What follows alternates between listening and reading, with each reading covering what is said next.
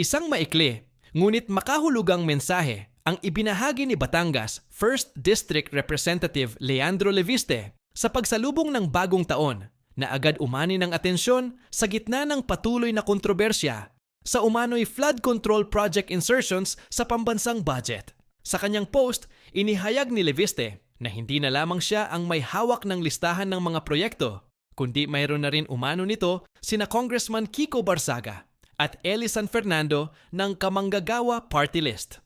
Mapayapang bagong taon sa inyong lahat. May kopya na rin pala sina Congressman Kiko Barzaga at Eli San Fernando Kamanggagawa Party List ng listahan ng flood control project insertions. Bagamat magaan ang tono ng pagbati, malinaw ang mensahe. Palawak ng palawak ang saklaw ng kaalaman sa listahang matagal nang isinusulong ni Leviste na busisiin, indikasyon na ang usapin ay hindi na lamang personal na isiniwalat ng isang mambabatas, kundi nagiging kolektibong issue sa loob mismo ng Kongreso.